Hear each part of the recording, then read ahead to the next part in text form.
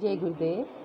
In today's lecture, we are going to study about plant tissue of chapter 6, class 9th. First of all, what are tissues? Tissues are group of cells that have a similar structure and act together to perform a specific function. That means बहुत सारे sales जब मिलकर कोई particular function करते हैं, कोई एक specific function करते हैं, तो तब हम उसको एक टिश्यू कह सकते हैं। कुछ टिश्यूज़ ऐसे हैं जिनमें कहीं ना कहीं एक ही तरह के सारे सेल जुड़े हुए हैं, जबकि कुछ ऐसे भी टिश्यूज़ हैं जिनमें बहुत तरह के डिफरेंट सेल्स मिलकर एक काम कर रहे हैं। जिनमें एक ही तरह के सेल्स हैं उनको हम सिंपल टिश्यूज़ कहते हैं, और जिनमें बहुत तरह के सेल्स आपस में जुड़े हुए हैं उनको हम कॉम्प्लेक्स टिश्यू कहते हैं। तो यहाँ पर आपको कुछ एग्जांपल्स दिखाए हैं। जैसे अगर हमने स्टार्टिंग में दिखाया कि कैसे एक सिंगल सेल है वो मिलकर कॉम्प्लेक्स सेल बना, और उस कॉम्प्लेक्स सेल से कोई हमारी बॉडी का जैसे स्टमक या फिर कोई लीफ, कोई भी ऑर्गन जो है उससे बन सकता है। अब हमारा जो नेक्स्ट पॉइंट है वो है what is the difference between a plant tissue and a animal tissue. क्या इन दोनों के बीच में कोई डिफरेंस होगा, एक प्लांट टिश्यू में और एनिमल टिश्यू में? डेफिनेटली, क्योंकि दोनों का जो लाइफ स्टाइल है, दोनों का जो कहीं ना कहीं स्ट्रक्चर है वो डिफरेंट है। जो प्लांट्स हैं वो एक जगह पे फिक्स हैं, जबकि एनिमल्स मूव कर सकते हैं। प्लांट्स पूरे थ्रू आउट देयर लाइफ उनकी अनलिमिटेड ग्रोथ है, जबकि एनिमल्स एक लिमिटेड टाइम पीरियड के लिए ग्रो करते हैं। जो प्लांट्स हैं क्योंकि वो स्टेशनरी हैं, they need less energy to survive, उनको कम एनर्जी चाहिए सर्वाइव करने के लिए। जबकि जो एनिमल्स हैं comparatively they need a huge amount of energy to survive, उनको बहुत सारी एनर्जी चाहिए क्योंकि वो मूव भी कर रहे हैं और उनके जो बॉडी है वो कंपेरेटिवली ज़्यादा कॉम्प्लेक्स है, उनमें जो सिस्टम्स हैं जो वर्क कर रहे हैं वो कई ज़्यादा हैं, तो इसके लिए एनिमल्स को ज़्यादा एनर्जी चाहिए। प्लांट्स में most of the tissues are dead. That means अभी हम जब डिटेल में प्लांट टिश्यू पढ़ेंगे, बहुत सारे प्लांट के अंदर ऐसे टिश्यूज़ भी हैं जिनके सेल डेड हैं। दैट मीन्स डेड होने के बाद भी वो हेल्प कर रहे हैं प्लांट को, चाहे उसको मैकेनिकल सपोर्ट देने के लिए, चाहे प्रोटेक्शन देने के लिए। लेकिन एनिमल में ऐसा नहीं है। एनिमल में ज़्यादातर जो टिश्यूज़ हैं वो अलाइव हैं। डेड होते हैं सेल्स, लेकिन वो रिप्लेस हो जाते हैं। ऐसा नहीं है कि वो डेड होकर भी अपनी बॉडी में काम करते रहें। उसके बाद हमारा जो नेक्स्ट पॉइंट है वो है what are the different type of tissues that are present in plants. So there are two type of different tissues that are present in plants, meristematic and permanent. अगर हम बात permanent की करते हैं तो permanent जो है वो it is composed of those cells which have lost their capacity to divide. They have definite shape, size and thickness. It may be dead or living. जब पहले हम अगर डिस्कस कर लेते हैं मेरिस्मेटिक को, आज हमने लेक्चर में भी देखा कि मेरिस्मेटिक जो टिश्यूज़ हैं ये वो टिश्यू हैं जिनमें ग्रोथ करने की कैपेसिटी है, ये मल्टीप्लाई कर सकते हैं, डिवाइड कर सकते हैं, जबकि परमानेंट टिश्यू में ऐसी कोई कैपेसिटी नहीं है। और जो मेरिस्मेटिक टिश्यू हैं यही डिवाइड करने के बाद इनके कुछ जो सेल्स हैं वो हमारे टिश्यू में कन्वर्ट हो जाते हैं, जो परमानेंट बन जाते हैं। तो परमानेंट टिश्यू कैसे हैं? जो डिवाइड नहीं कर सकते, इनकी शेप और साइज़ और इनका जो स्ट्रक्चर है वो डेफिनेट एक तरह से फिक्स हो जाता है, और इनमें से कुछ लिविंग भी हो सकते हैं, कुछ डेड भी हो सकते हैं। जबकि जब मेरिस्मेटिक टिश्यू हैं वो ग्रोथ करते हैं और उनकी जो शेप है वो कहीं ना कहीं फ्लेक्सिबल है, साथ के साथ वो हमेशा लिविंग होते हैं। अब हम बात करते हैं परमानेंट टिश्यू। परमानेंट टिश्यू जो है वो दो तरह के हैं, एक सिंपल और एक कॉम्प्लेक्स। अभी हमने पहले भी पढ़ा, सिंपल जिसमें एक ही तरह के सेल से मिलकर बना है तो हम उसे कहते हैं सिंपल। जब बहुत तरह के सेल से मिलकर बना है तो हम उसे कॉम्प्लेक्स कहते हैं। तो यहाँ पर जो सिंपल परमानेंट टिश्यू है वो दो तरह का है, अगेन प्रोटेक्टिव और सपोर्टिंग। इसका मतलब जब वो प्रोटेक्शन का काम कर रहा है प्लांट का तो उसको उस तरह के हमने टिश्यूज़ को कहा प्रोटेक्टिव टिश्यू, और जो कहीं ना कहीं किसी और लाइफ प्रोसेस में उसको सपोर्ट कर रहे हैं, कोई भी और काम करने में उसे हेल्प कर रहे हैं, तो हम उसे सपोर्टिंग टिश्यू कहते हैं। अब हम देखते हैं मेरिस्मेटिक टिश्यू। हमने अभी पहले भी पढ़ा कि मेरिस्मेटिक जो टिश्यू है वो ग्रोथ टिश्यू हैं, वो मल्टीप्लाई करते हैं। तो ये हमारे तीन तरह के हैं, एपिकल, इंटरकैलरी एंड लेटरल। तो अभी हम देखते हैं कि जो एपिकल मेरिस्मेटिक हैं वो किस तरह के हैं। तो देखिए, जो एपिकल है इसमें आपको जो टॉप मोस्ट पार्ट पे आपको ग्रीन पोर्शन दिख रहा है, that is called the apical meristematic. और इनमें कहीं कहीं पे आपको बीच बीच में ग्रीन कलर के स्टैंड्स दिख रहे हैं, ये इंटर कैलरी हैं। दैट मीन्स ये एपिकल का ही वो पार्ट है जो छूट गया है पीछे, और ये भी उसकी प्लांट की लेंथ को बढ़ाने में हेल्प कर रहे हैं। तो देखो एपिकल के पॉइंट्स को हम एक बार देखते हैं। It is present at growing tips of stems and roots. ये स्टेम्स और रूट की ग्रोइंग टिप पे प्रेजेंट है।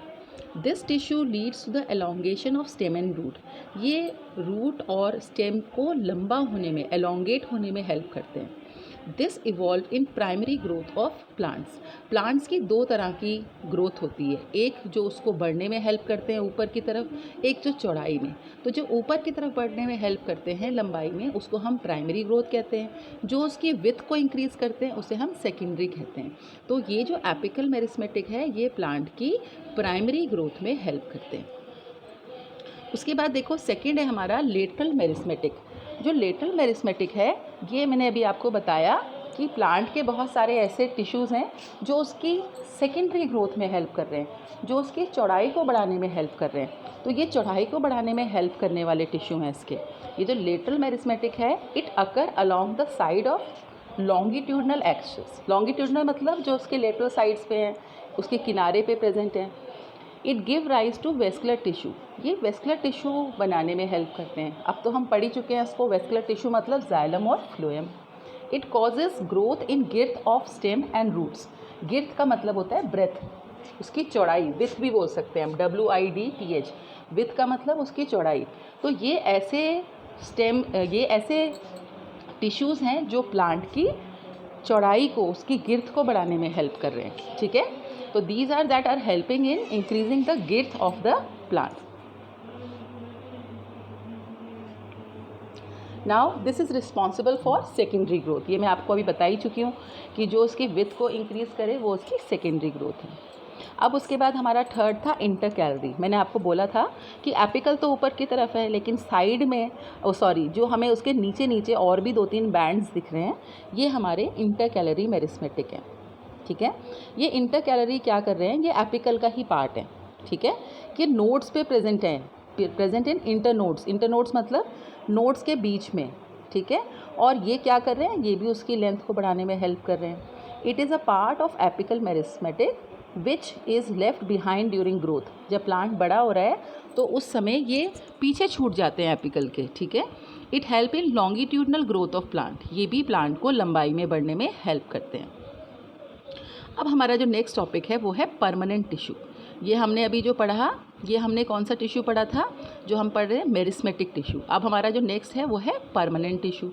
जो परमानेंट टिश्यू है मैंने अभी आपको बताया कि 2 तरह का है, एक है सिंपल और एक है कॉम्प्लेक्स। जो सिंपल है वो अगेन 2 तरह का है, प्रोटेक्टिव और सपोर्टिंग। तो पहले तो हम ये जान लें कि सिंपल परमानेंट टिश्यू, जहाँ पे भी सिंपल वर्ड लग गया तो उसका क्या है, these are made up of same type of cells which are similar in structure and also in function. ये लगभग एक ही जैसे बने हुए, एक ही जैसे सेल से बने हुए हैं, एक ही जैसा फंक्शन करते हैं, कोई भी कॉम्प्लेक्सिटी नहीं है इसमें, सिंपल है बिल्कुल। ऐसे टिश्यूज़ को हम क्या कहते हैं, सिंपल परमानेंट टिश्यू। ये 2 तरह के हैं, प्रोटेक्टिव एंड सपोर्टिंग। तो पहले हम प्रोटेक्टिव की बात करते हैं। प्रोटेक्टिंग में हमारे 2 आते हैं, एपिडर्मिस और कॉर्क। कॉर्क को हम फिल्म भी कहते हैं। कॉर्क आपने सुना होगा कितनी बार, जो बार्क ऑफ द ट्री है, बाहर का हिस्सा है, उसे हम कॉर्क कहते हैं। एपिडर्मिस जो किसी भी सरफेस की आउटर लाइनिंग बनाती है उसे हम एपिडर्मिस कहते हैं। अभी हम इनको डिटेल में पढ़ेंगे। जो सपोर्टिंग टिश्यू हैं उसमें हमारे 3 तरह के आते हैं, पेरेन्काइमा, कोलेन्काइमा एंड स्केलेन्काइमा। ये तीनों भी आज हमने क्लास में डिस्कस करे थे, एक बार फिर से हम इसको देखेंगे। ठीक है, रिवाइज करेंगे। सबसे पहले हम देख लेते हैं कि ये कॉर्क या फैलम जो हम बोल रहे हैं, इनका फंक्शन क्या है। तो मैंने आपको क्या बताया कि ये प्लांट में स्टेम में ज़्यादातर प्रेजेंट होते हैं, बाहरी हिस्से में, जिसको देखकर हमें उसको एक हार्ड, एक टफ पार्ट दिखाई देता है। It prevent plant from infection और मैकेनिकल इंजरी। बाहर से होने वाले किसी भी इन्फेक्शन से, किसी इंजरी से ये उसको बचाते हैं। It is shock absorber, insulator for plant. That means ये किसी शॉक से, कोई झटके से उसको बचाएंगे। इंसुलेटर का मतलब अगर बाहर सपोज़ बहुत ठंड है, बहुत गर्मी है, तो उससे भी कहीं ना कहीं टेम्परेचर रेगुलेट होने से भी उनको हेल्प करते हैं। Provide toughness to the plant. Definite है कि ये बहुत हार्ड टिश्यूज़ हैं और ये कहीं ना कहीं डेड टिश्यूज़ हैं, these are made up of dead tissues.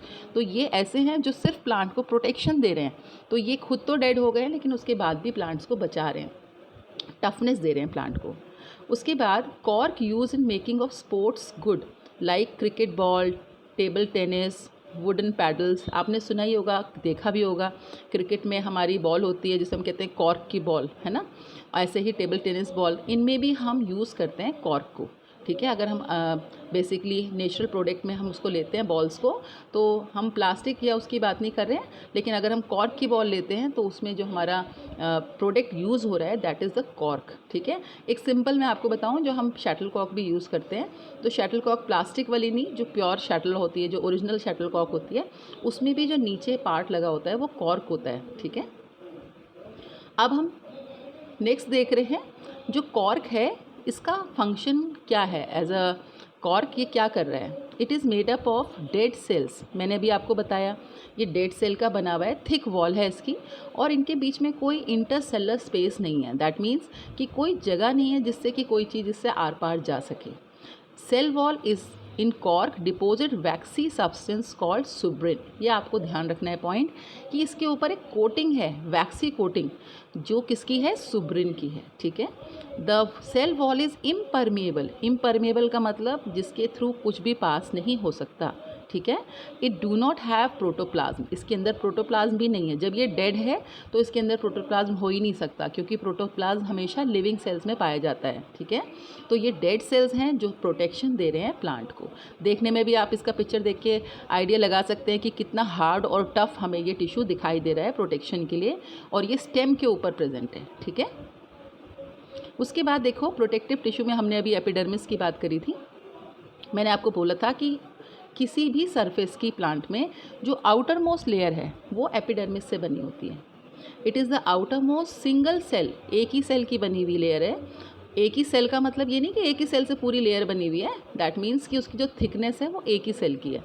Of plant organ such as leave, flower, root etcetera, it is covered by क्यूटिल।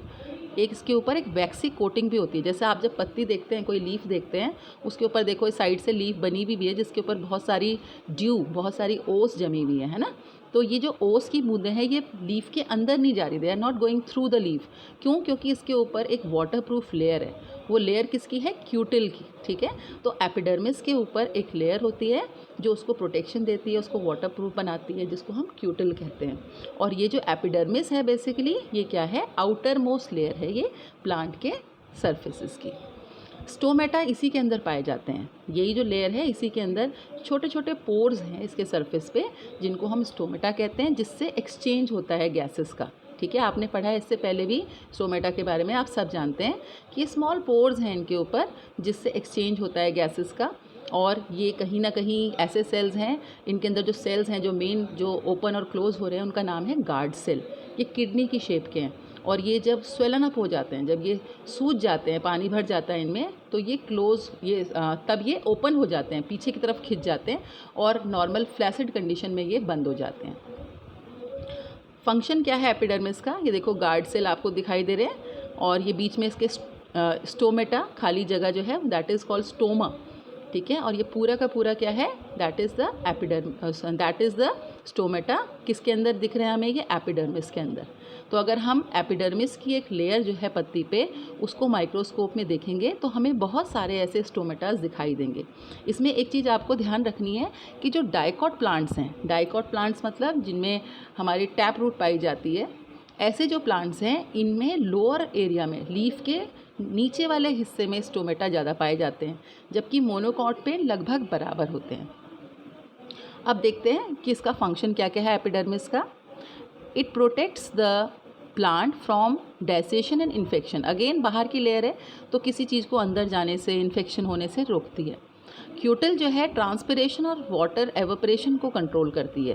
That means कि आपने जैसे पढ़ा होगा सिंपल एक एग्जांपल कि अगर हम अपनी स्किन के ऊपर भी सर्दियों में वैसलीन लगा लेते हैं तो उससे क्या होता है, हमारी स्किन ड्राई नहीं होती। तो सेम उसी तरीके से जो लीफ है उसके ऊपर क्यूटिल की लेयर है, जिससे जो उसके अंदर का पानी है जो ट्रांसपिरेशन के द्वारा लॉस हो सकता है, उसके एवोपरेशन को ये कंट्रोल करती है। Stomata allows gaseous exchange during photosynthesis. ये तो हमें पता ही है कि स्टोमेटा के थ्रू गैस का एक्सचेंज होता है। And they also help in transpiration. What do you mean by transpiration? Loss of water through the leaves. Leaves में से स्टोमेटा के थ्रू जो पानी बाहर निकलता है वेपर्स बन के, उसे हम ट्रांसपिरेशन कहते हैं। अब हमारा जो नेक्स्ट टॉपिक है that is simple permanent tissue. ठीक है, सिंपल परमानेंट टिश्यू में हमने ये पढ़ा है अभी कि ये दो तरह के हैं, प्रोटेक्टिव और सपोर्टिंग। इसमें हमने प्रोटेक्टिव अभी पढ़ लिया, कौन कौन से हैं प्रोटेक्टिव हमारे, एपिडर्मिस और कॉर्क। अब हम बात करते हैं सपोर्टिंग की। ठीक है, जो सपोर्टिंग है अगेन वो 3 टाइप के हैं, पेरेन्काइमा, कॉलनकाइमा और स्केलेनकाइमा। फिर से सुनो, पेरेन्काइमा, कॉलनकाइमा, स्केलेनकाइमा। ठीक है, सबसे पहले हम कॉलनकाइमा से पहले हम बात करेंगे पेरेन्काइमा की। सबसे पहले हमारा पेरेन्काइमा। जो पेरेन्काइमा है ये कैसे सेल हैं, आप इधर साइड से देखो, पिक्चर भी देख पा रहे हो उसका, थिन लेयर्ड है इसमें। ठीक है, और ये कैसे सेल के हैं, लिविंग सेल्स हैं। स्पेरिकल दिख रहे हैं आपको शेप में। इनके अंदर बीच बीच में बड़े बड़े वैक्यूल्स भी हैं। ठीक है, कहाँ पे पाए जाएंगे, लीव्स में, स्टेम के सेंटर पार्ट में और रूट्स में भी। ठीक है, क्या फंक्शन है इनका, स्टोरेज कर रहे हैं, they are doing storage, just a second, storage of food. ठीक है, जो इनके वैक्यूल्स हैं उनके अंदर फूड स्टोर कर रहे हैं, और कहीं ना कहीं सेल की टर्जिडिटी मतलब टाइटनेस को बढ़ा रहे हैं, फोटोसिंथेसिस करने में भी हेल्प कर रहे हैं, और ये किसी घाव को या चोट को ठीक करने में भी प्लांट की हेल्प कर रहे हैं। तो बहुत इंपॉर्टेंट है ये, क्योंकि ये फोटोसिंथेसिस भी कर रहे हैं, फूड को स्टोर भी कर रहे हैं, और सेल को एक प्रॉपर शेप भी दे रहे हैं। ठीक है, अब हम नेक्स्ट पे आते हैं, that is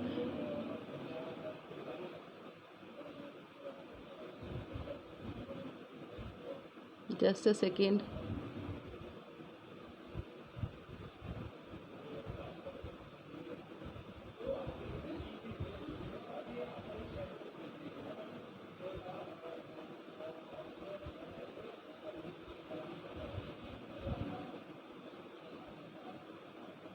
yes, now next come collenchyma. जो कॉलनकाइमा ये क्या है, फिलर टिश्यू बोलते हैं। फिलर का मतलब क्या हो गया कि ये जो टिश्यू हैं ये जगह को भरने के काम कर रहे हैं कॉर्टेक्स के अंदर। ठीक है, ये सॉफ्ट पार्ट को भर रहे हैं। पिथ, प्राइमरी स्टेम, रूट्स कहाँ कहाँ पे प्रेजेंट है, कॉर्टेक्स में। पिथ मतलब भी हमारा सेंटर पोजीशन होता है किसी भी रूट का या स्टेम का, और रूट के अंदर भी। ठीक है, ये कहाँ पे है, it is found below epidermis, epidermis के नीचे पाए जाते हैं। Cells of the tissue are living, ये भी लिविंग है, थिक। वो इनकी जो वॉल है कंपेरेटिवली, देखो आप यहाँ फोटो में देख सकते हैं कि जो इनकी वॉल है वो कैसी है, इट इज़ वेरी थिक, है ना, कॉर्नर से काफ़ी थिक है ये। ठीक है, तो अगर कोई भी चीज़ बहुत हार्ड है तो डेफिनेटली वो कहीं ना कहीं क्या करेगी, वो प्लांट को मैकेनिकल सपोर्ट देंगे। ठीक है, तो सबसे पहला इसका फंक्शन है प्रोवाइड फ्लेक्सिबिलिटी। फ्लेक्सिबिलिटी का मतलब जैसे अगर हम कोई तने को, किसी पेड़ की टहनी को झुकाते हैं तो झुकाने पर वो फ़ौरन टूट नहीं जाती, वो वापस अपनी पोजीशन में चली जाती है। जब हवा भी चलती है, तूफान आता है, तो अक्सर जो पेड़ हैं वो झूमते हैं और फिर वापस अपनी पोजीशन पे आ जाते हैं। तो जो उनकी फ्लेक्सिबिलिटी है वो हमारी कॉलनकाइमा टिश्यू की वजह से है। उसके अलावा ये मैकेनिकल सपोर्ट भी देते हैं और ये खाली जगह को भरने का काम भी करते हैं प्लांट के अंदर। ठीक है, उसके बाद हमारा जो लास्ट है इसमें वो है स्केलेनकाइमा। जो स्केलेनकाइमा टिश्यू है ये बने हैं बहुत ही थिक सेल से। अब आप इसकी स्ट्रक्चर यहाँ देख पा रहे हो कि बहुत ही थिक हैं, और ये जो सेल हैं ये इतने थिक हैं कि इन्होंने अपने अंदर का साइटोप्लाज्म पूरा ख़त्म कर दिया, न्यूक्लियस इसके अंदर नहीं है, तो ये डेड हो गए। और इनका काम जो है प्रोटेक्शन का ही है डेफिनेटली। और इनके ऊपर जो ये हार्ड कवरिंग आपको दिख रही है, ये दिख रही है लिग्निन की। किसकी कवरिंग है ये, लिग्निन। अब इसमें आपको 2 चीज़ ध्यान रखनी है, जो एपिडर्मिस के ऊपर जो लेयर है वाटर प्रूफ है वो क्या है, दैट इज़ क्यूटिल। ठीक है, और यहाँ पर जो